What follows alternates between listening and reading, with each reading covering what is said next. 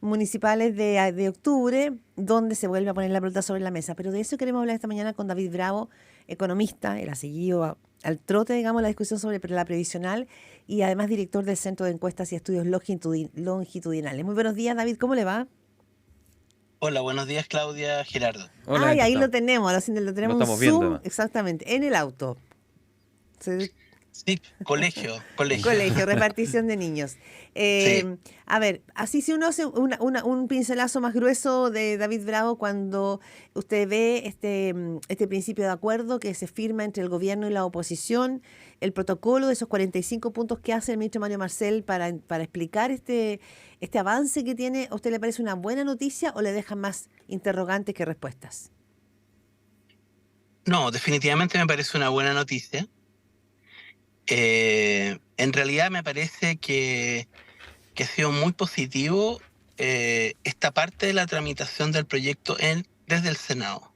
Creo que el Senado lo ha hecho bien, contrasta mucho con lo que ocurrió en la Cámara de Diputados. El Senado recibió un proyecto que tenía muchas falencias y lo que hizo fue tratar de hacer bien el trabajo. Creo que necesitamos que esto se tome seriamente y creo que el Senado lo ha hecho. Definió un equipo técnico que iba a apoyar a los senadores de la comisión Mm. y creo que ese fue el momento en que esto cambió y, Y mm, no, y aún, y aún resistiendo la tentación de tener que votar, que votación en general, etcétera, toda esa presión que hubo, creo que se llevó esto a buen puerto. Yo creo que lo clave es lo que hizo la comisión técnica. A mi juicio, ese es punto de base. el punto de base, Mm. porque después entró el ministro, trató de armar como su interpretación, pero yo honestamente creo que hay que volver al punto de base y tomar con la calma que se requiere el tramo que falta para Mm. completar los acuerdos. Hay que seguir exactamente en la misma línea, con mucha base técnica, abordando los temas complicados que quedaron todavía pendientes. David, buen día. ¿Usted ve sostenible esta fórmula que hemos conocido hasta ahora? Se le llama, para simplificar, 5 más 1, seguro vejez, subir la PGU, separar la industria, etcétera. ¿Usted lo ve sostenible en el tiempo? Me refiero 30, 40 años, o hay muchos puntos que a usted le dejan dudas de cómo se van a resolver. Sí, Gerardo, ese creo que es el tema más importante y al que creo que hay que dedicarse ahora mucho, pero con la misma lógica con la que partió la comisión técnica. La comisión técnica yo diría que le faltó tiempo y me gustaría dar algunas sugerencias, porque creo que más o menos tiene que ver por dónde vamos a ir. Ujú. ¿Mm? ¿Qué es lo que se ha hecho ahí? Lo que se dijo es, bueno, ok, hemos estado hablando, esto pareciera ser, uno dice, bueno, pero si pareciera simple, porque 6-0, 3-3, bueno, en alguna parte esta cosa es una negociación, habrá que negociar, ¿cierto? Pero no es así. Esto no es así. Lo que hay que hacer es que hay que poner los parámetros correctos para la conversación. Y durante mucho tiempo no tuvimos los datos. Y entonces la mesa técnica, la comisión técnica lo que hizo fue mirar esos datos que sí se tuvieron a partir de enero, que es las historias de cotizaciones. Ujú. Y entonces, ¿en qué consiste? ¿Qué es lo que dicen esos datos? Que es lo que yo creo que no se ha profundizado todavía lo suficiente.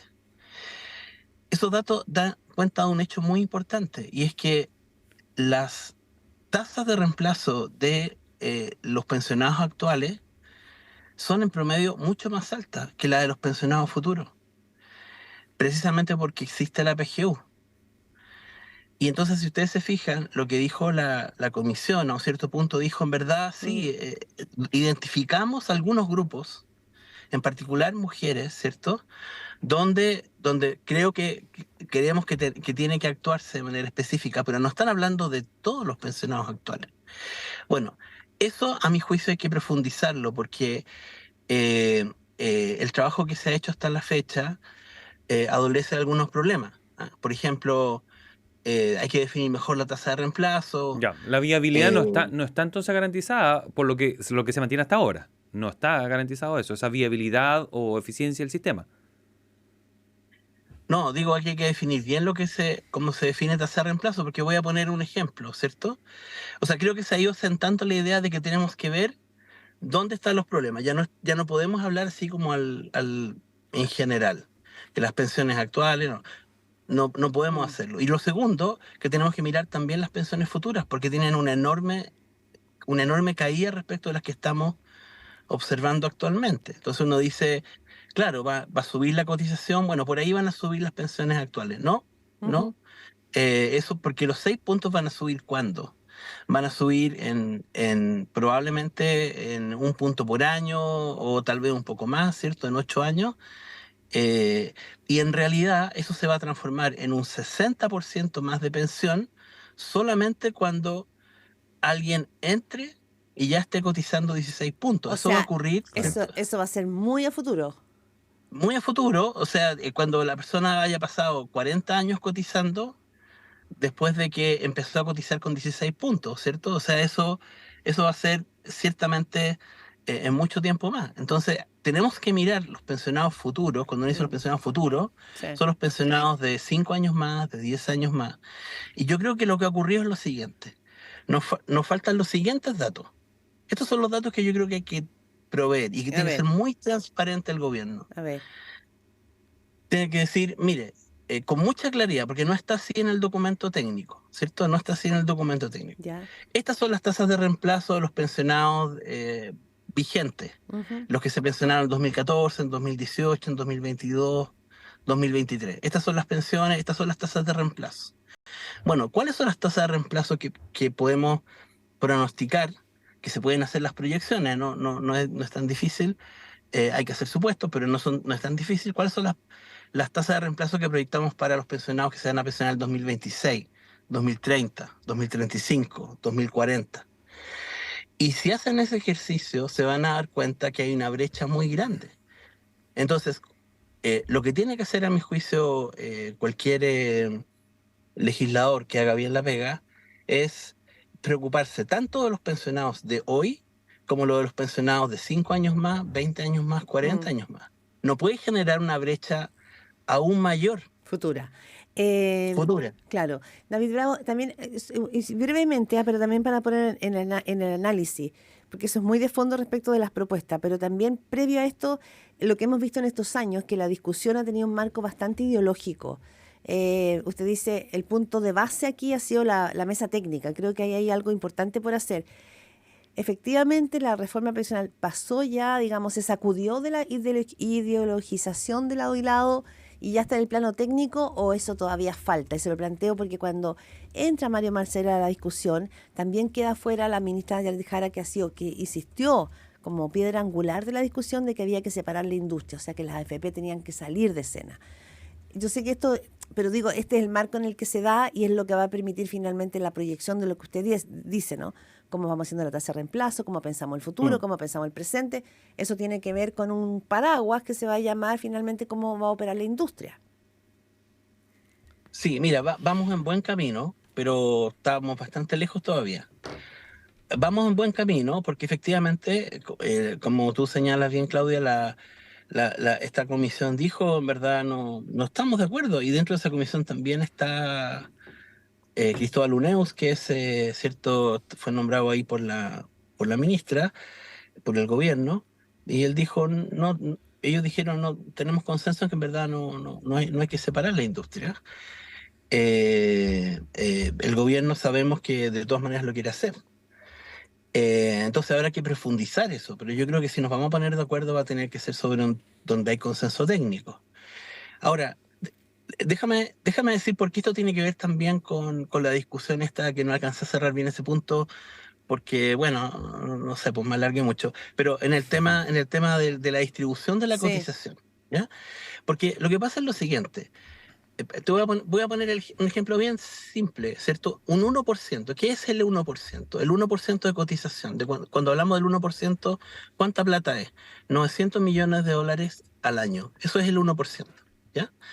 Entonces, si nosotros decimos, bueno, ¿cuál es el problema a resolver? El problema a resolver son mujeres que tienen tantos años de Ujú. cotización, más de 20, etcétera, ¿cierto? Bueno, ¿cuánto cuesta subir ese cálculo que había hecho la comisión? ¿Cuánto cuesta subir esa, por supuesto con los pensionados actuales, que es básicamente lo que más consume recursos, ¿ya? Eh, bueno, 300 millones de dólares, bueno, eso es un tercio del 1%, ¿cierto? 500 millones de dólares, estoy poniéndolo en unidades de cotización, porque lo que ha estado en juego tiene que ver, bueno, ¿y cuántos puntos de cotización requerimos? ¿Cierto? ¿Y cuánto se requiere? Eso es lo que hay que calcular. Después vemos si eso requiere, si el instrumento mejor posible, factible, son las cotizaciones o son los recursos fiscales o lo que sea. Pero primero acotemos el problema. David. ¿Ya?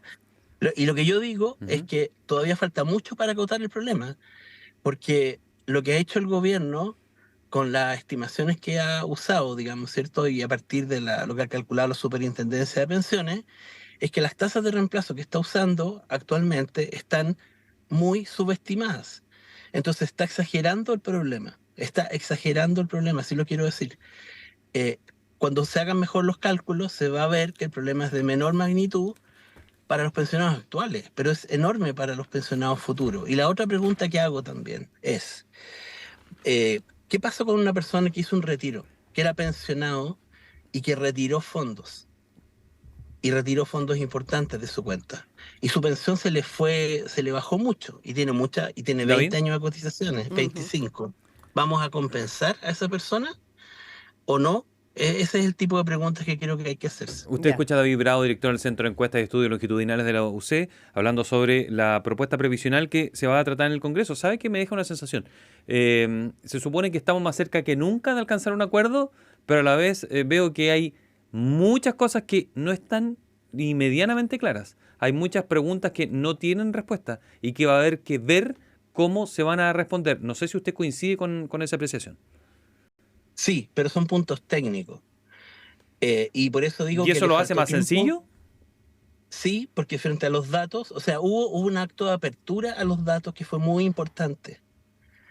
Y se le dio esa potestad a un grupo técnico, ¿cierto? Y le faltó tiempo.